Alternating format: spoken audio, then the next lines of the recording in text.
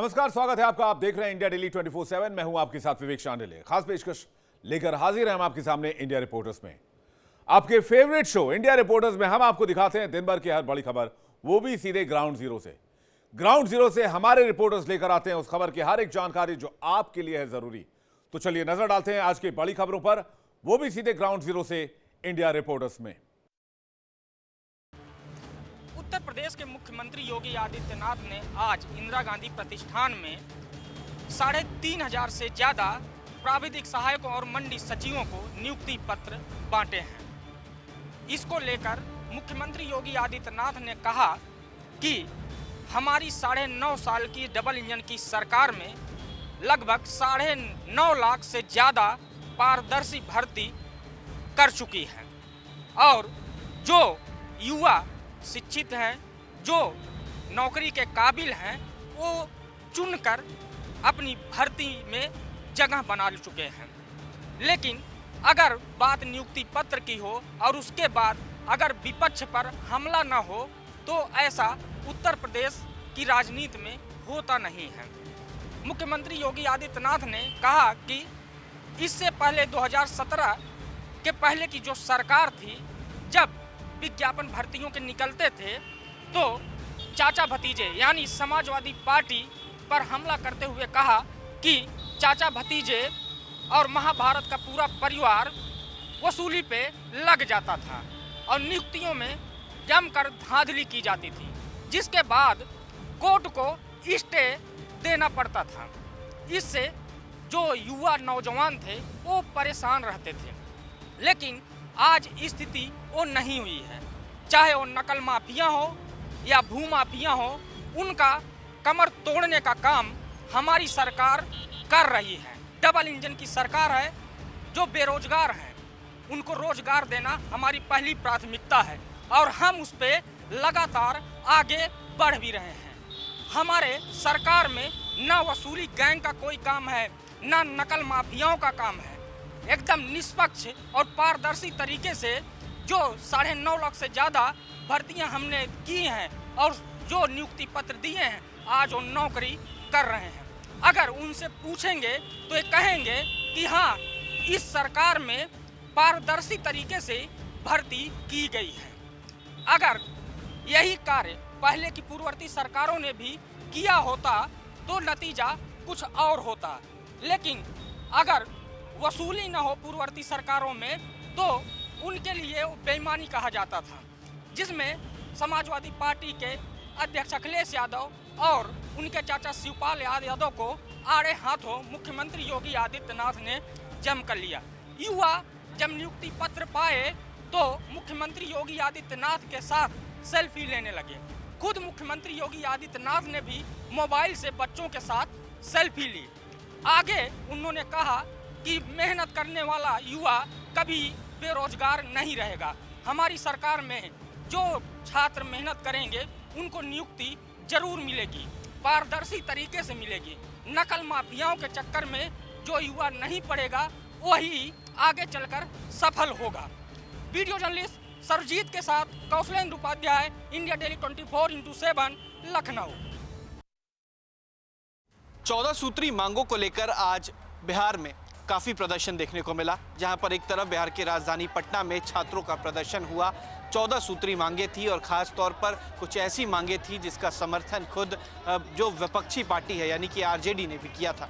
बीते दिन खुद पार्टी के नेता और ख़ास तौर पर विधानसभा में नेता प्रतिपक्ष तेजस्वी यादव गर्दनीबाग पहुंचे थे, जहां पर छात्रों से मुलाकात की थी और आज छात्रों का सीएम हाउस घेराव था। सुबह 10 बजे पटना के जेपी गोलंबर से छात्रों का जो पैदल यात्रा है वो शुरू हुआ और उन्हें सीएम हाउस तक जाना था, लेकिन कई जगहों पर सुरक्षा को लेकर बैरिकेडिंग की गई थी।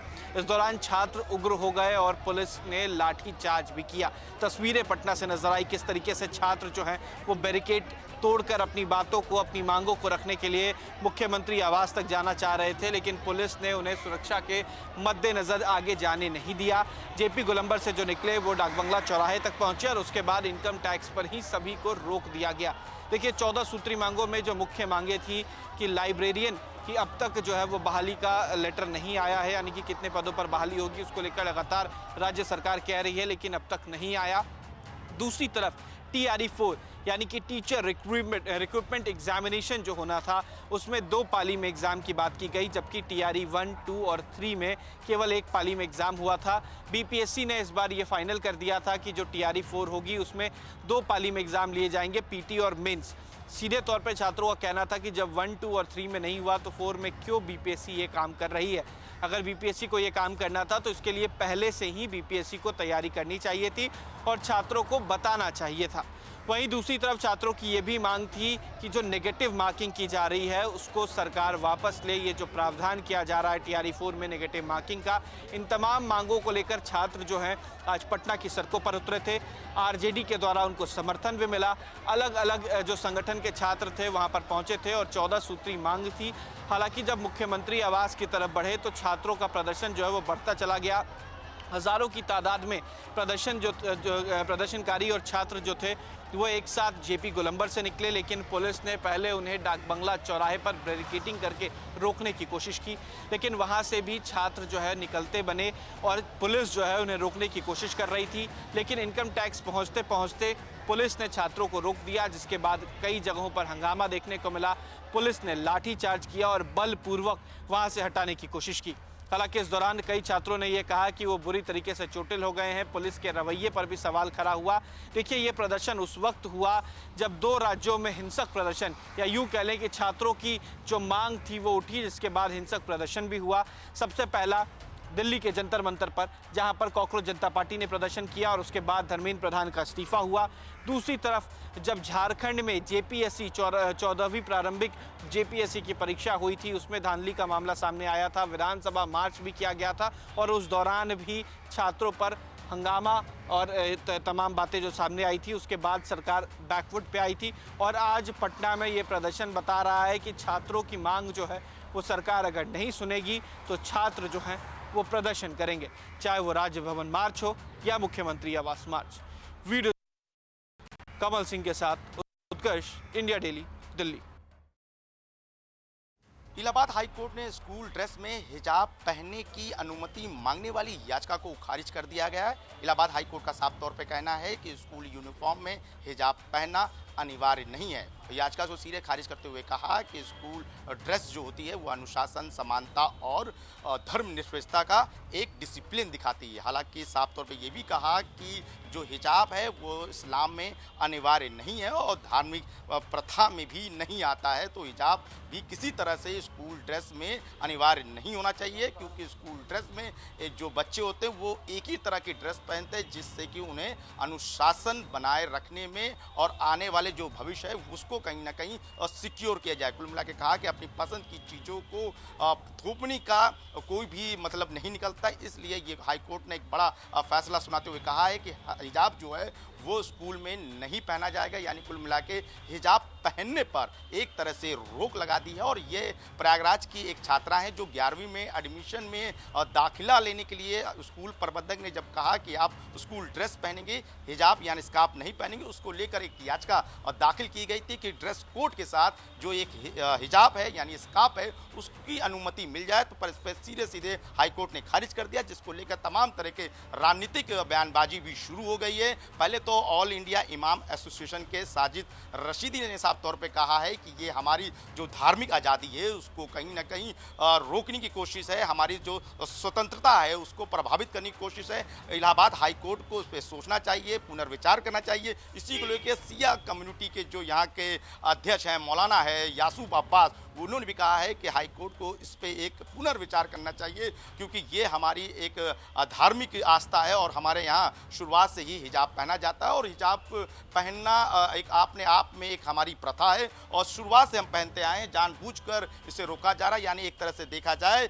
तो एक इस्लामिक फोबिया टाइप का हो गया लोगों के मन के अंदर। इसलिए कोर्ट से अपील है कि इसको फिलहाल एक बार सोचें। और दूसरी ओर पार्टी के प्रवक्ता हैं आजम खान, उनका कहना है कि अगर सरकार इस पे अपील नहीं कोर्ट इस पे अपील नहीं करती है तो वो सुप्रीम कोर्ट की ओर जाएंगे, यानी इस फैसले को वो चुनौती देंगे। उन्होंने कहा कि इसको लेकर हिजाब को लेकर कर्नाटका कोर्ट और सुप्रीम कोर्ट में कई बार डिस्कशन हो चुका और कई बार इसको लेकर एक आदेश भी आया था और उसके बाद इस तरह के फैसले आने के बाद कहीं ना कहीं हाई कोर्ट की जो मंशा है वो कहीं ठीक नहीं लग रही है। इसलिए इस फैसले को फिलहाल हम चुनौती देंगे। अब तमाम तरह के अब इसमें बयानबाजी आ रही है। कैबिनेट मिनिस्टर ओम प्रकाश राजभर का कहना है कि जो विपक्ष के लोग हैं घबराए हुए हैं और ध्रुवीकरण और तुष्टिकरण की राजनीति करते हैं। कोर्ट के आदेश को सभी को मानना होगा, ये अनिवार्य है और इसके खिलाफ जो भी जाएगा वो गलत है, क्योंकि हिजाब को लेकर कोर्ट का बड़ा फैसला है। साफ तौर पर कहना है कि किसी भी चीज़ों को लेकर कहने के मतलब है कि किसी भी चीज़ों को लेकर जो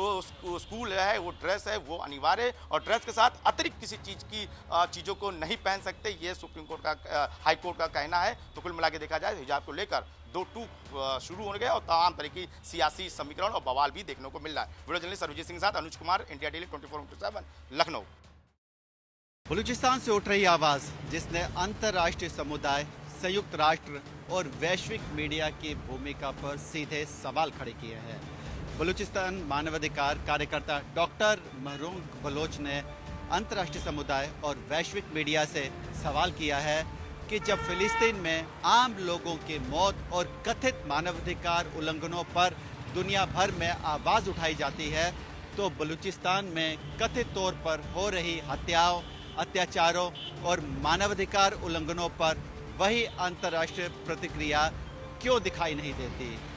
डॉक्टर महरंग बलोच का आरोप है कि बलूचिस्तान में पाकिस्तान की सेना और सुरक्षा एजेंसियों पर गंभीर मानवाधिकार के उल्लंघन के आरोप लगातार लगते रहे हैं। उनका कहना है कि बलूच लोगों की आवाज़, उनके अधिकारों और उनके परिवारों के दर्द का भी अंतर्राष्ट्रीय मंचों पर उतना ही गंभीरता से सुना जाना चाहिए। यहाँ सवाल सिर्फ एक क्षेत्र या संगठन का नहीं है। सवाल है क्या मानवाधिकारों के लिए अंतर्राष्ट्रीय मानदंड सभी जगह सामान्य होने चाहिए। अगर किसी भी देश में आम नागरिकों की हत्या, जबरन गुमशुदगी, हिरासत में यातना या दूसरे गंभीर मानवाधिकार के आरोप सामने आते हैं, तो क्या संयुक्त राष्ट्र और अंतर्राष्ट्रीय समुदाय की जिम्मेदारी नहीं बनती कि वह इन आरोपों की स्वतंत्र और निष्पक्ष जांच की मांग करें। बलूचिस्तान को लेकर पाकिस्तान इन आरोपों को लगातार खारिज करता रहा है और सुरक्षा अभियानों को आतंकवाद से अलगाववाद के खिलाफ कार्रवाई बताता रहा है। दूसरी तरफ बलोच कार्यकर्ता भी और निर्वासित सुरक्षा समूह बलों पर भी बलूच आबादी को निशाना बनाने के गंभीर आरोप लगाते रहे हैं। यही आरोप है कि डॉक्टर महरंग बलोच का सवाल अब अंतर्राष्ट्रीय मानवाधिकार बहस के केंद्र में है। उनका संदेश साफ है, अगर मानवाधिकार सबके लिए समान है तो उनकी आवाज़ भी एक समान होने चाहिए, चाहे मामला गाज़ा का हो, बलूचिस्तान का हो या दुनिया के किसी भी हिस्से का। नागरिकों सुरक्षा और मानवाधिकारों के उल्लंघन की जांच एक समान मानकों पर होनी चाहिए। अब देखना यह है कि डॉक्टर महरंग बलोच के इस सवाल पर संयुक्त राष्ट्र, अंतर्राष्ट्रीय मानवाधिकार संगठनों और वैश्विक मीडिया की क्या प्रतिक्रिया सामने आती है, क्योंकि असली सवाल यही है, क्या दुनिया मानवाधिकारों के मुद्दे पर एक समान पैमाना अपनाएगी या फिर भू राजनीतिक हितों के लिए आधार पर अलग अलग प्रतिक्रिया देती रहेगी। कैमरामैन सुनील के साथ विकास अब्रोल, इंडिया डेली 24/7 के लिए जम्मू से। भारत के राष्ट्रीय सुरक्षा सलाहकार NSA यानी अजीत डोभाल फिलहाल चीन के दौरे पर हैं। अजीत डोभाल का ये दौरा उस समय हो रहा है जब कुछ समय पहले बॉर्डर पर काफ़ी तनाव की स्थिति बन गई थी। इसी के चलते अजीत डोभाल का ये दौरा बहुत अहम माना जा रहा है। बात की जाए अगर चीन की, तो ये बताया जा रहा है कि अगले महीने यानी सितंबर को 12 और 13 सितंबर को जब दिल्ली में ब्रिक्स सम्मेलन होगा तो उसमें चीन के राष्ट्रपति शी जिनपिंग शामिल होंगे। हालांकि शी जिनपिंग के इस ब्रिक्स सम्मेलन में शामिल होने के चलते कोई भी दोनों देशों की तरफ से आधिकारिक पुष्टि नहीं हुई है, लेकिन दोनों ही देश ये कयास लगाए हुए हैं कि शी जिनपिंग ब्रिक्स सम्मेलन में शामिल होंगे। अगर ऐसा होता है तो जाहिर तौर पे उन देशों के लिए झटका होगा जो भारत के विरोध में काम करते हुए लगातार चीन के संपर्क में रहते हैं, और इसका सबसे बड़ा खामियाजा पाकिस्तान को भुगतना पड़ सकता है। और पाकिस्तान इसीलिए कभी नहीं चाहेगा कि शी जिनपिंग ब्रिक्स सम्मेलन में शामिल होने के लिए भारत आए।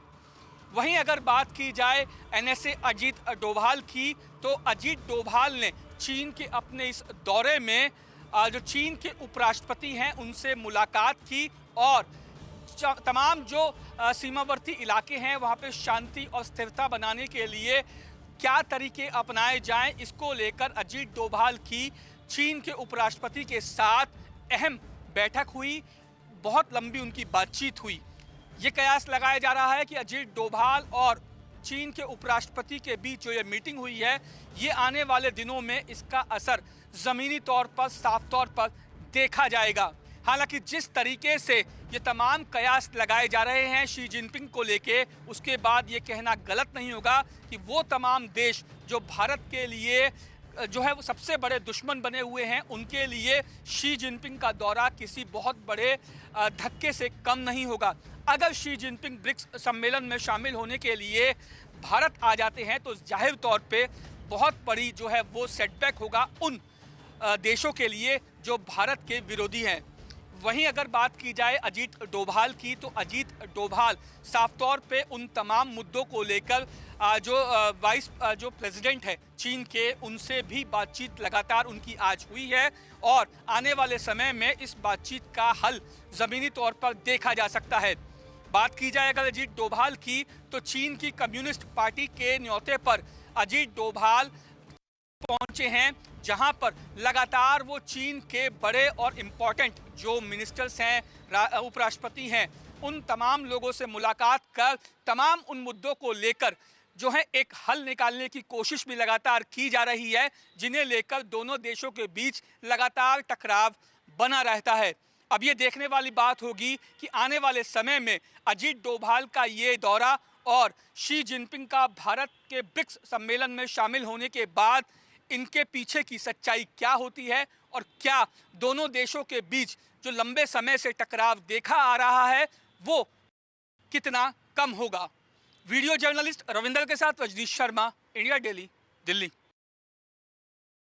रक्षाबंधन को लेकर अब एक नई पहल जो है वो की जा रही है, खासतौर पर जो चाइनीज़ राखी है उसको बाइकआउट कर जो स्वदेशी राखी है उसकी तरफ जा रहे हैं। पहले इस राखी की तस्वीर दिखाएंगे। भारत गौरव की राखी है, ब्रह्मोस राखी है और अलग अलग तरह की राखी है। हमारे साथ चांदनी चौक से सांसद हैं प्रवीण खंडेलवाल जी। किस तरीके से सर इस बार जो स्वदेशी अपनाने की बात कर रहे हैं और इन राखियों का क्या महत्व है? देखिए, ये राखियाँ इस बात को प्रदर्शित करती हैं कि प्रधानमंत्री नरेंद्र मोदी जी के 12 वर्षों में देश की काया पलट हुई है और ये राखियाँ, हर राखी प्रधानमंत्री जी के एक संदेश को लेकर के जाती है, चाहे वो वोकल फॉर लोकल हो या नारी वंदन राखी हो अथवा लखपति दीदी राखी हो।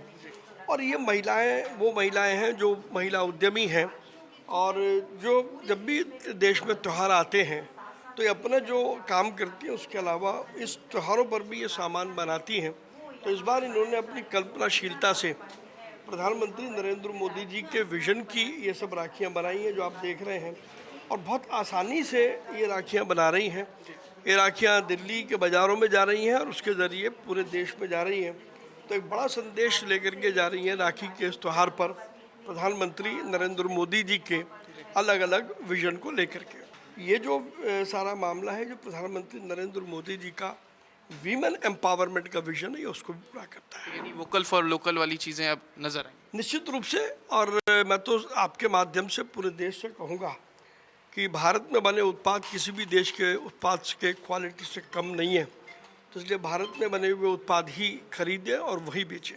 तो देखिए, भारत में बने उत्पाद को खरीदने की जिक्र की जा रही है। ये नारी वंदन की जो राखी है, अलग अलग तरीके की राखी आपको नजर आएगी। देखिए, सबसे पहले तो मैं बहुत बहुत धन्यवाद करना चाहूँगी हमारे देश के यशस्वी प्रधानमंत्री जिनके कार्यकाल को 12 साल पूर्ण हो रहे हैं और उन्होंने महिलाओं के लिए अनेकों योजनाएं लाके उनको आत्मनिर्भर बनाया। उन्हीं का ये एक हिस्सा है। यहाँ पर बहनें आज अपने काम कर रही हैं, तो उन्हीं को ये एक संदेश और धन्यवाद है बहनों की तरफ से।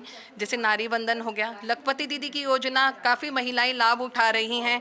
वोकल फॉर लोकल की स्वदेशी अपनाएं, क्योंकि पहले आप देखते थे कि बाज़ारों में जो है चाइनीज़ राखी आती थी, लेकिन अब बहनें अपने हाथों से बनाकर बाज़ारों में राखियां बेच रही हैं और अपना जो रोज़गार है वो भी चला रही हैं। हमने अपनी तरफ से मोदी जी को ये तोहफा है हमारी तरफ से। जैसे मोदी जी ने हमारे लिए बहुत कुछ किया है, उज्ज्वला योजना है और अभी लक्ष्मी योजना चालू की है हमारे लिए दिल्ली सरकार ने, तो हमारा भी फर्ज पड़ता है अपने देश के लिए कुछ करें। बिल्कुल, तो ये कितनी अहमियत रखती है? ऐसे हाथ से बनाने में कितने देर लगते हैं इस राखी को बनाने में, और कितना खर्च जो आमतौर पर? इसमें हमें जैसे 4 रुपए के आसपास पड़ जाता है। और ये स्वदेशी है पूरी तरीके से? बिल्कुल पूरी तरह से स्वदेशी है। तो देखिए, ये पूरी तरीके से स्वदेशी है। एक और बहन है, वो बना रही हैं। ये देखिए किस तरीके से अलग अलग तरीके की जो राखियां हैं वो नज़र आएंगी, चाहे वो लखपति दीदी का हमने जिक्र किया हो, वोकल फॉर लोकल का जिक्र किया हो, नारी वंदना का बात किया हो, या फिर अलग अलग एक सीधे तौर पे ये बताया जा सकता है कि जो स्वदेशी अपनाने का जिक्र है वो किया जा रहा है, और इसी के तहत इस बार की जो रक्षाबंधन है उसमें स्वदेशी अपनाने की बात की जा रही। वीडियो जर्नलिस्ट कमल सिंह के साथ Utkarsh, India Daily, Delhi. India reporters में फिलहाल इतना ही। वक्त एक छोटे से ब्रेक का है, बने रहिए हमारे साथ, खबरें लगातार जारी हैं। इंडिया डेली 24/7 देखिए इंडिया डेली 24/7 अब आपकी स्मार्ट टीवी पर। इंडिया डेली मौजूद है सभी डिजिटल प्लेटफॉर्म पर लाइव और लगातार। इंडिया डेली 24/7 हर दिन राष्ट्र को समर्पित।